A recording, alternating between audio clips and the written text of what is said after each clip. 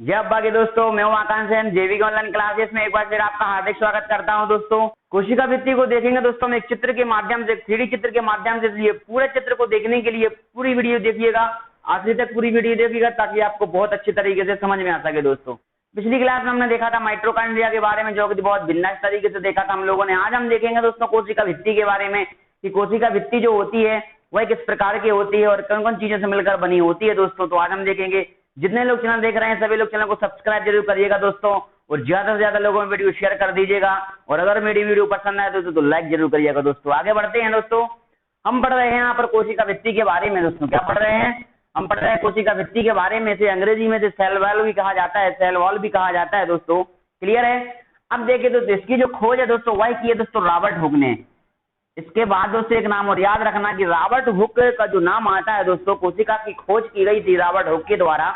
लेकिन Robert Hooke ने जो खोज की थी वह की थी दोस्तों मृत कोशिका की खोज की थी, क्योंकि रॉबर्ट हुक ने एक पेड़ की छाल को लेकर उन्होंने उस पर अध्ययन किया था और उसी के बेस पर उन्होंने मृत कोशिकाओं का अध्ययन किया था दोस्तों। और जीवित कोशिकाओं का जो अध्ययन है वह ल्यूवेनहाक के द्वारा किया गया था। इस चीज को नोट करके रखिएगा दोस्तों।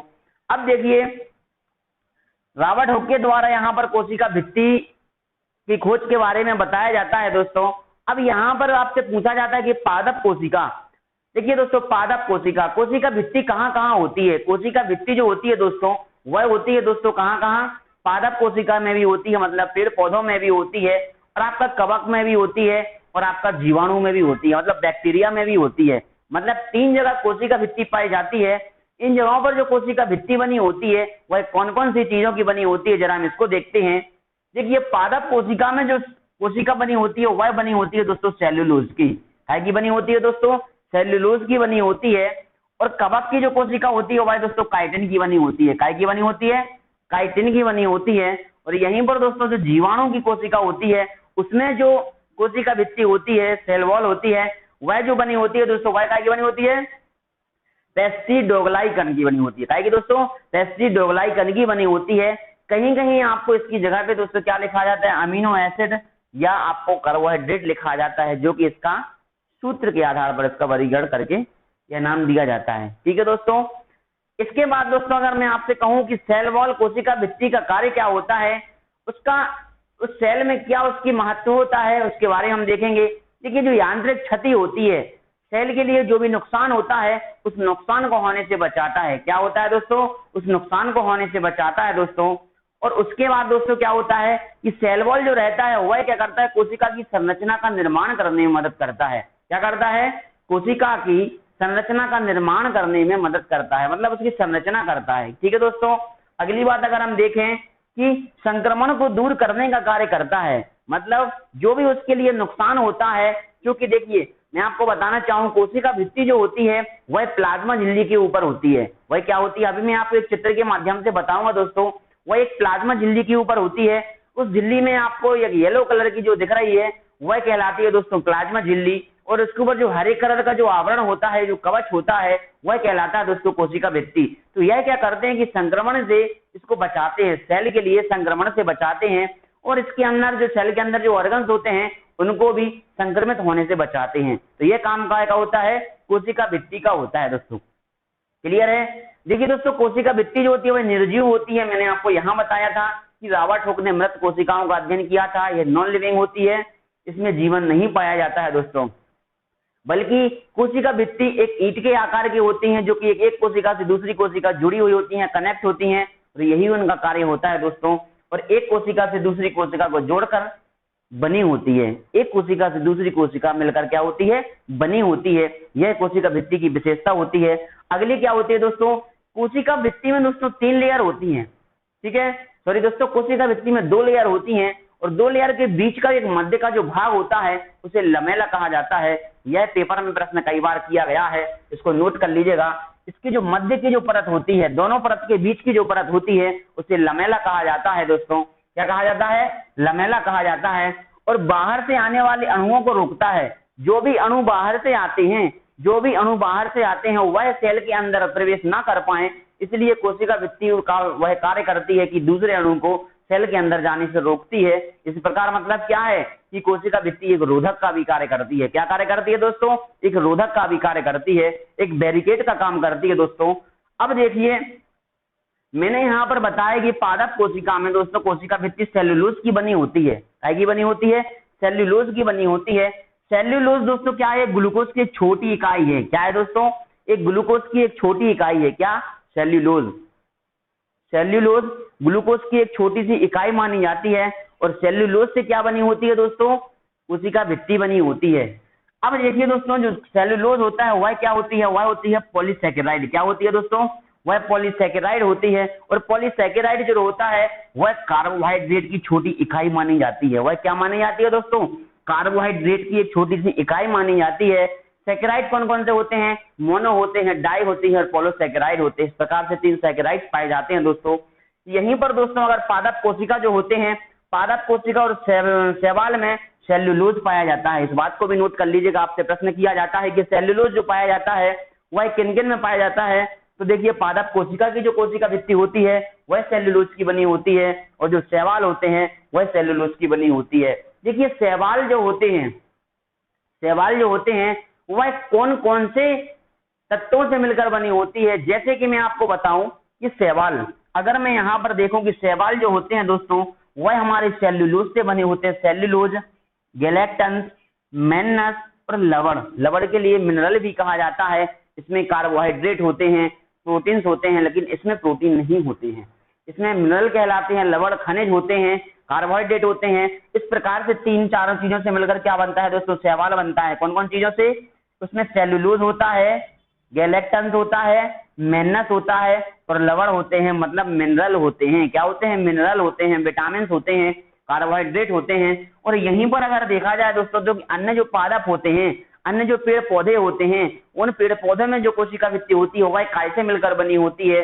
तो वह दोस्तों जो बनी होती है वह हमारे सेल्यूलोज से बनी होती है। उसमें सेल्यूलोज पाया जाता है, उसी में दोस्तों हेमी सेल्यूलोज भी पाया जाता है और उसी में दोस्तों पेप्टिन भी पाया जाता है, उसी में लिग्निन भी पाया जाता है और दोस्तों प्रोटीन भी पाया जाता है। तो इन सभी से मिलकर क्या बनता है दोस्तों?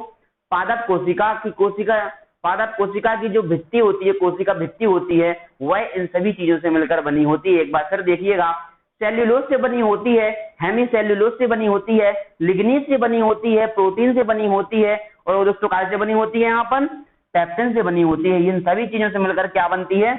पेड़ पौधों की जो कोशिका भित्ति होती है वह इन सभी चीजों से मिलकर बनती है। क्लियर है दोस्तों? एक बार हम दोबारा फिर रिवाइज करते हैं। हम पढ़ रहे हैं कोशिका भित्ति के बारे में, जिसकी खोज रॉबर्ट हुक के द्वारा की गई थी, जिन्हें मृत कोशिका का जनक जो खोज की गई थी कहा जाता है। पादप कोशिका जो होती है दोस्तों उसमें सेल्यूलोज की कोशिका भित्ति होती है। अगर आपसे प्रश्न किया जाए कि पादप कोशिका में जो कोशिका भित्ति होती है वह किसकी बनी होती है, तो सेल्यूलोज की बनी होती है दोस्तों। पादप कोशिका में जो कोशिका भित्ति होती है वह दोस्तों सेल्यूलोज की बनी होती है। क्लियर है दोस्तों? यहीं पर दोस्तों अगर कवक कोशिका होती है तो कवक की जो कोशिका होती है वह काइटिन की बनी होती है। यहीं पर दोस्तों अगर जीवाणु कोशिका होती है तो वह दोस्तों पेस्टिडोग्लाइकन की बनी होती है। कहीं कहीं पर आपको एमिनो एसिड या कार्बोहाइड्रेट देखने को मिलता है इसकी जगह पर, तो कंफ्यूज नहीं होना है, बात एक ही है। ठीक है दोस्तों? इसका कार्य क्या होता है? कार्य क्या होता है?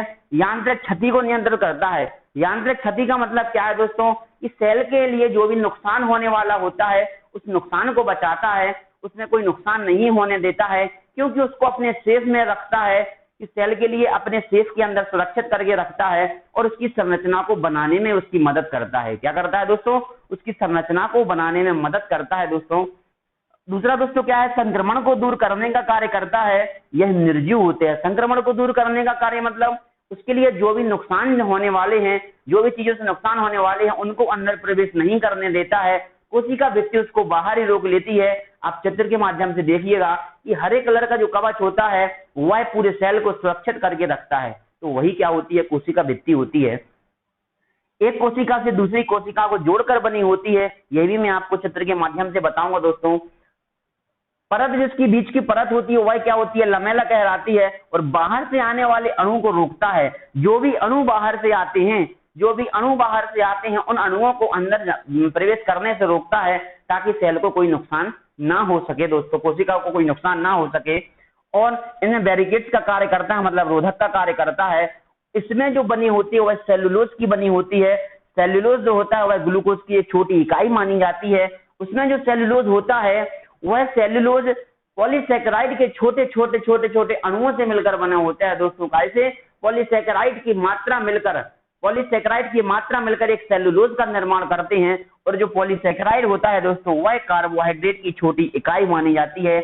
मतलब पॉलीसेकेराइड मिलकर सेलुलोज बनाते हैं, और सेलुलोज से क्या बना होता है दोस्तों?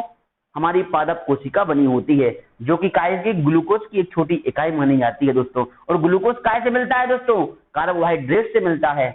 पादप कोशिका और शैवाल जो होते हैं, इसकी जो कोशिका भित्ति होती है वह हमारी काय की बनी होती है? सेलुलोज की बनी होती है दोस्तों, जो कि ये लिखा हुआ है दोस्तों। यहीं पर अगर शैवाल की बात करी जाए तो शैवाल में दोस्तों सेलुलोज होता है, गैलेक्टन्स होता है, मेन्नस होता है और मिनरल्स होते हैं। यहीं पर अगर बात की जाए दोस्तों की अन्य पादप की, तो अन्य पादप में दोस्तों सेलुलोज होता है, हेमोसेलुलोज होता है, लिग्निस होता है, प्रोटीन होता है और पेप्टिन होता है। तो यह हमने देखा दोस्तों कोशिका भित्ति के बारे में। अब हम देखेंगे दोस्तों इसके चित्र के बारे में दोस्तों, इसका चित्र किस प्रकार का होता है। तो दोस्तों हम देखेंगे इस चित्र के माध्यम से। देखिए दोस्तों, मैं उमाकांत सेन दोस्तों आपके सामने लेकर आए दोस्तों कोशिका भित्ति को लेकर। जैसा कि हम चित्र के माध्यम से देखेंगे कि कोशिका भित्ति क्या होती है, किस प्रकार इसका कार्य होता है और किस प्रकार यह सेल को सुरक्षित करके रखती है। देखिए दोस्तों, आपको इस चित्र के माध्यम से दिख रहा होगा, ये जो आपको हरे कलर का कवच दिख रहा है दोस्तों, चारों तरफ ये हरे कलर की मोटी एक परत है जिसे कोशिका भित्ति कहा जाता है। यह परत एक पीले कलर की एक परत के ऊपर चढ़ी हुई है जिसे कोशिका झिल्ली कहा जाता है दोस्तों। इसके अंदर क्या है? सेल के ऑर्गन्स हैं, जो कि मैंने आपको यूकैरियोटिक सेल की बात जब मैंने आपको पढ़ाया था डिटेल में 3D चित्र के माध्यम से, वह सभी इसमें दिया हुआ है। माइटोकॉन्ड्रिया भी है, वैक्यूल भी है, क्लोरोप्लास्ट भी है, राइबोसोम भी है, गोल्गी भी, सब कुछ इसमें दिया हुआ है दोस्तों। लेकिन हम पढ़ रहे हैं कोशिका भित्ति के बारे में। तो ये जो चारों ओर ये जो ग्रीन कलर की, हरे कलर की ये जो मोटी परत दिख रही है दोस्तों, वह कहलाती है दोस्तों क्या? हमारी कोशिका भित्ति कहलाती है। इसका जो कार्य होता है दोस्तों, वह कोशिका के अंदर कोई भी अपशिष्ट चीज़ों को जाने से रोकता है, कोई भी अणु इसके अंदर प्रवेश ना कर सकें उसको रोकने का कार्य करता है, बैरिकेड का काम करता है, रोधक का कार्य करता है दोस्तों। और इसके लिए जो भी संक्रमण होता है कोशिका के लिए, उस संक्रमण को अंदर जाने से रोकता है और उसको यांत्रिक क्षति से रोकता है।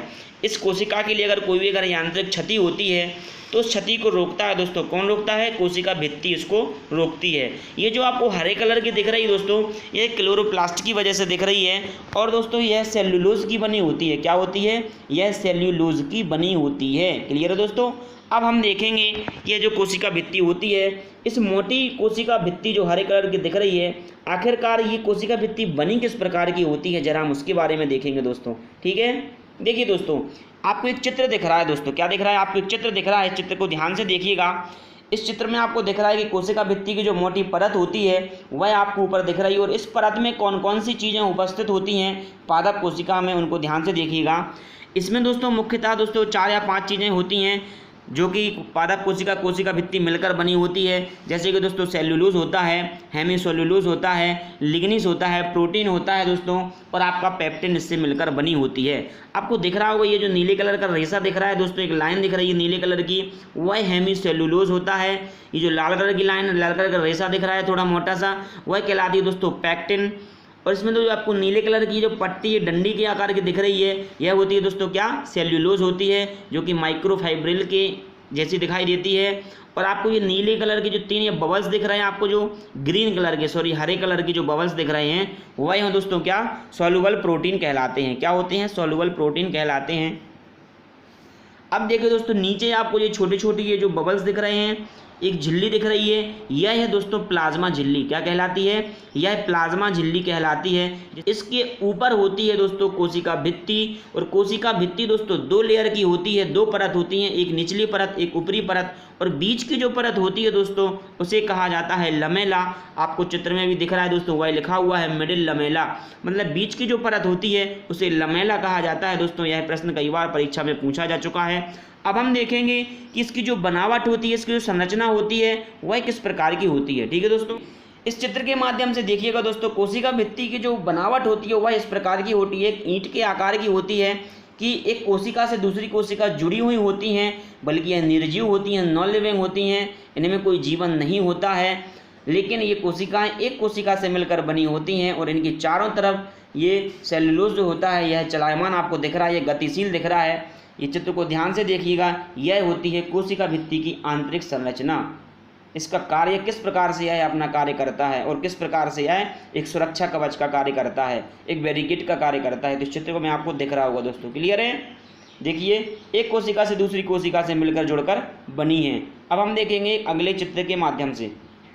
ये होता है दोस्तों इसका 3D चित्र। देखिए आपको एक मोटा सा दिख रहा है, इसके अंदर आपको माइटोकॉन्ड्रिया, राइबोसोम, गोल्गी वगैरह इसके अंदर रखा हुआ है दोस्तों। एक जेली के आकार का आपको चारों तरफ दिख रहा है दोस्तों, यह होती है कोशिका भित्ति। एक चौथे चित्र के माध्यम से देखो आपको दिख रहा है सेल वॉल, कोशिका भित्ति, और ये जो आपको हरे कलर का एक दिख रहा है वह होती है आपकी कोशिका झिल्ली होती है, जिसके ऊपर कोशिका भित्ति चढ़ी होती है। ये जो आपको एक जेली के आकार की दिख रही है यह कहलाती है दोस्तों क्या, सेल वॉल, कोशिका भित्ति। इस प्रकार की ये दिखाई देती है। यह इसका 3D चित्र है जो कि एक इसी प्रकार के इसको वैज्ञानिक परीक्षणों के द्वारा इसको देखा गया है। क्लियर है दोस्तों। ये चित्र जो आपने देखा दोस्तों, इसमें मैंने आपको कोशिका भित्ति के बारे में बताया। कोशिका भित्ति किस प्रकार की दिखाई देती है, किस प्रकार का इसका कार्य होता है दोस्तों, इन सभी के बारे में हमने देखा इस चित्र के माध्यम से। तो दोस्तों मुझे लगता है आपको समझ में आ गया होगा। जो भी आपको दिक्कत या परेशानी होती है आप कमेंट के माध्यम से हमसे पूछ सकते हैं, आपकी हर समस्या का समाधान किया जाएगा दोस्तों। और अब हम आगे पढ़ेंगे दोस्तों अगले चैप्टर के बारे में, जो कि अगला हमारा जो इसके आगे का जो चैप्टर रहेगा उसमें हमारी कोशिकांग रहेगा, कोशिका द्रव्य रहेगा, डीएनए रहेगा, केंद्रक रहेगा, हम उसके बारे में पढ़ेंगे दोस्तों। तो इसको रिवाइज करिएगा, एक बार इसका स्क्रीनशॉट ले लीजिएगा दोस्तों। इसमें आपको वो सभी महत्वपूर्ण बातें मिलेंगी दोस्तों जो आपको किताबों में भी नहीं मिलती हैं, वह मैंने आपको कोशिका भित्ति के बारे में यहाँ पर आपको हर चीज मिलेगी दोस्तों। एक बात और याद रखिएगा, कोशिका भित्ति जो होती है वह पारगम्य झिल्ली की होती है। काय की बनी होती है दोस्तों, पारगम्य झिल्ली की बनी होती है, पारगम्य। प्रश्न कई बार पूछ लिया जाता है, ठीक है दोस्तों। तो इसका स्क्रीनशॉट ले लीजिएगा दोस्तों। तो आज के लिए दोस्तों इतना ही काफी दोस्तों, कल हम पढ़ेंगे दोस्तों अगले चैप्टर के बारे में दोस्तों। जब बाकी